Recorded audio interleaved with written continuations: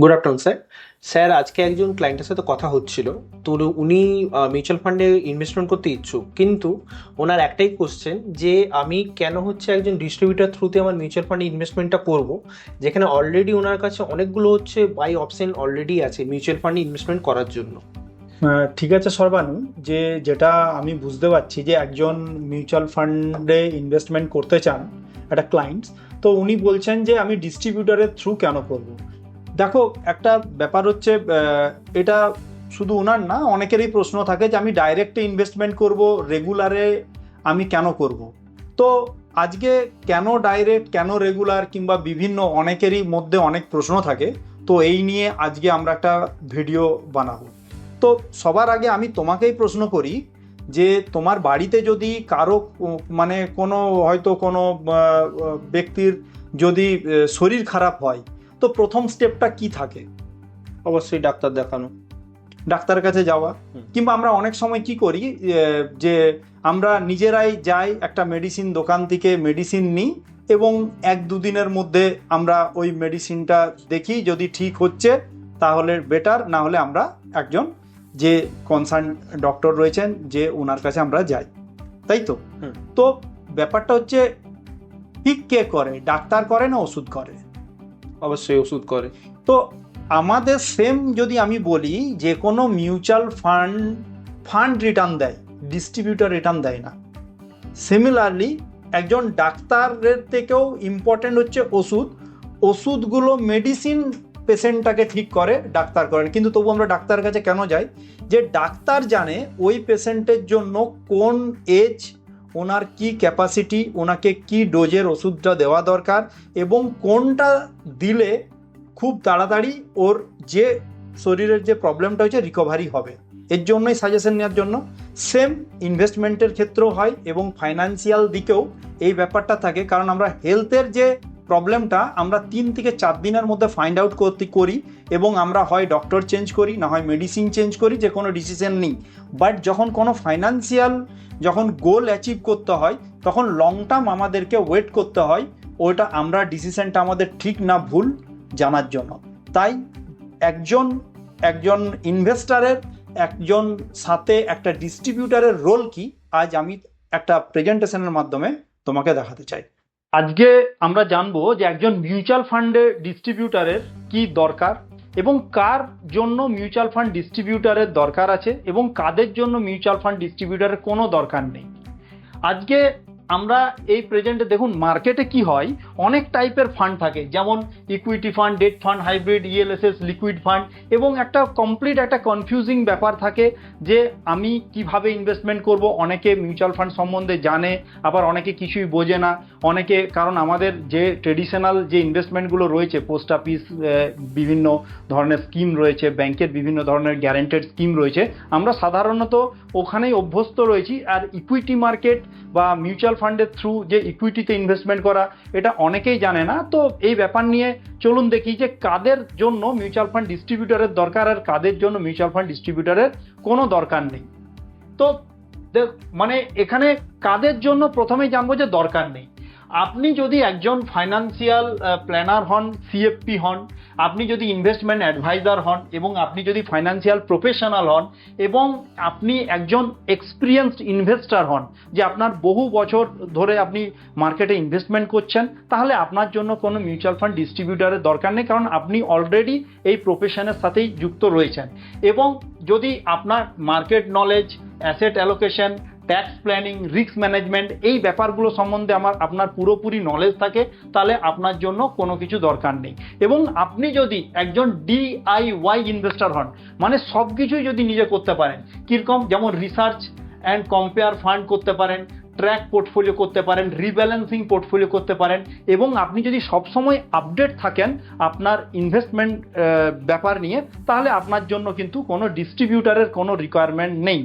এবং আপনি যদি নলেজ এবং ডিসিপ্লিন, মানে ধরুন আপনি রেগুলারলি এসআইপি কন্টিনিউভাবে চালাচ্ছেন, এবং আপনি লং টার্মে ফোকাস আছেন, এবং আপনার জন্য কোনো ইগনোর করুন মার্কেটের নয়েজ, যেমন ধরুন কোন সময় আজকে ট্রাম্প কিছু বলছে, আজকে ওয়ার্ল্ড ওয়াইড কিছু প্রবলেম হচ্ছে, ইন্ডিয়ার মধ্যে কিছু প্রবলেম হচ্ছে, ওখান থেকে নিউজ বেসড যে মার্কেটে যে এফেক্টগুলো দেখতে পাচ্ছি, সেটাতে যদি না আপনি কোনো রকম প্যানিক ফিল করেন, তাহলে অবশ্যই আপনার কোনো ডিস্ট্রিবিউটারের দরকার নেই। এবং আপনি যদি নিজের ইমোশনকে কন্ট্রোল করতে পারেন, এবং আপনি যদি আপনার কাছে যদি এর জন্য পুরো টাইম থাকে, এবং আপনি টাইম বলতে আপনি রিসার্চ করার সময় থাকে, আপনি কোন অ্যাসেট ক্লাস চুজ করার জন্য, এবং ট্যাক্স প্ল্যানিং, যেমন আমরা ট্যাক্স হারভেস্টিংয়ের কথা বলি, তো এই ধরনের প্ল্যানিং, এবং আপনি যদি আপনার নিজের পোর্টফোলিওটা টাইমলি রিভিউ করতে পারেন, এবং আপনি গোল বেসড ইনভেস্টমেন্ট, আপনার গোল থেকে আপনি কত দূরে রয়েছেন, কি গোলটা কত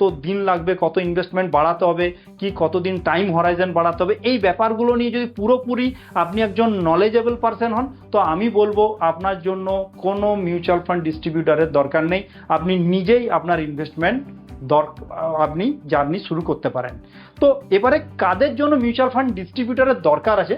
প্রথমত যার পার্সোনালাইজড, আমরা মানে বলতে পারি কাস্টমাইজ ফাইন্যান্সিয়াল প্ল্যানিং করার জন্য। কারণ দেখুন, আমরা একটা ইউটিউবে ভিডিও দেখি এবং বিভিন্ন জায়গা থেকে বিভিন্ন জিনিস জানি, ওখানে যেটা বলা হয় সেটা একটা র্যান্ডামলি এবং একটা পুরোপুরি মানে কম্বাইন্ডের জন্য বলা হয়, কিন্তু এজ ওয়াইজ, আপনার রিস্ক নেওয়ার ক্যাপাসিটি ওয়াইজ এবং আপনার গোল ওয়াইজ বিভিন্ন ধরনের আপনার প্ল্যানিং থাকতে পারে, আপনার বিভিন্ন ধরনের ছোট বড় long term short term goal হতে পারে। পার্সোনালাইজ যদি আপনাকে ফাইন্যান্সিয়াল প্ল্যানিং করতে হয়, তাহলে একজন ডিস্ট্রিবিউটারের রিকোয়ারমেন্ট আছে। যেমন প্ল্যানিং বলতে কি, চিলড্রেন এডুকেশন প্ল্যানিং বলুন, retirement, wealth creation, buying a house, emergency fund, এইরকম পুরো ব্যাপারটা। এবং রিস্ক অ্যাসেসমেন্ট, যেমন রিস্ক অ্যাসেসমেন্ট বলতে কি, আপনাকে কিভাবে রিস্কটা ম্যানেজ করবেন। দেখুন, মার্কেটে, এটা মার্কেটের নেচার, মার্কেট বিভিন্ন টাইমে ভোলাটাইল হবে, এটা মার্কেটের একটা নেচার। বাট আমরা ওই ভোলাটাইলটাকে আমাদের হাতে কন্ট্রোল করার মতন কোনো ক্ষমতাই নেই, কিন্তু ওই জায়গায় আমি কি ফান্ড দিয়ে আমার ইনভেস্টমেন্ট স্ট্র্যাটেজি কি হবে, ওটাকে নিয়ে যদি আমরা ভালো জায়গায় ভালো একটা ডিস্ট্রিবিউটারের গাইডেন্সে ইনভেস্টমেন্ট করি, তো মার্কেট ভোলাটাইল হবে, এবং সেই জায়গায় আমরা কিভাবে রিস্কটাকে ম্যানেজ করব, রিস্কটাকে আমাদের হাতে আছে যে কিভাবে রিস্কটাকে ম্যানেজমেন্ট করব। এবং ইমোশন, এখানে সব থেকে বড় জিনিস হচ্ছে ইমোশন কন্ট্রোলের ব্যাপারটা হচ্ছে যে আমি একজন ডিসিপ্লিন ইনভেস্টর হওয়া দরকার, এবং আপনাকে ডিস্ট্রিবিউটর হামেশা গাইড করবে। দেখুন, আমরা অনেক সময় শুনি যে আজ থেকে 20 বছর আগে যদি XY যে কোনো শেয়ার যদি থাকতো, আজকের ডেটে আপনি কোটিপতি হতেন, কিন্তু আপনি তো ডবল হতেই বিক্রি করে বেরিয়ে গেছেন। আজকে দেখান তো, রিলায়েন্সের শেয়ার 10 টাকা করে ওজনের কাছে আছে, সে যখনই 20 টাকা হয়েছে, 30 টাকা হয়েছে, 50 টাকা হয়েছে, বেরিয়ে গেছে। তো আজ আপনার সাথে ওই ডিস্ট্রিবিউটর জানে যে না, আপনি 20 টাকা হয়েছে, 30 টাকা হয়েছে, 40 টাকা হয়েছে, আপনি থাকুন, আবার এটা বাড়বে। তো এই জন্যই ডিস্ট্রিবিউটরের রিকোয়ারমেন্ট। এবং রেগুলার পোর্টফোলিও রিভিউ, আপনার পোর্টফোলিও, আজ আপনি ফান্ড পারফরমেন্স দেখছেন, ফান্ড ভালো দিচ্ছে, কোনো জরুরি নেই যে কালকে ওই ফান্ডটা ভালো চলবে। হতে পারে ফান্ডটার যে ফান্ড ম্যানেজার রয়েছে, কালকে ছেড়ে দিয়ে SBI ফান্ড ম্যানেজার ধরুন কালকে HDFC ফান্ডে জয়েন করলো, তো আপনার ফান্ডটা তো ডিপেন্ড করবে ফান্ড ম্যানেজারের উপর। কালকে ফান্ড SBI এর ওই ফান্ডটা নাও ভালো পারফর্ম করতে পারে, আবার HDFC ফান্ড আজকে যেটা আপনার পোর্টফোলিওতে সেটাও নাও পারফর্ম করতে পারে। তো টাইম টু টাইম পোর্টফোলিওকে রিভিউ করা, এবং ফান্ডকে, হতে পারে ফান্ডটা যদি ভালো পারফর্ম না করছে তাকে চেঞ্জ করা, এই ধরনের যদি সার্ভিস দরকার, অবশ্যই আপনাকে একজন ডিস্ট্রিবিউটার রিকোয়ারমেন্ট আছে। SIP ডিসিপ্লিন ওয়াইজ SIP করা, ঠিক আছে। এবং ইনভেস্টারের অ্যাওয়ারনেস, আমরা বিভিন্ন ধরনের প্রোগ্রাম করি, ইনভেস্টার অ্যাওয়ারনেস প্রোগ্রাম করি, আমাদের ইনভেস্টারকে আরো নলেজেবল বানাই।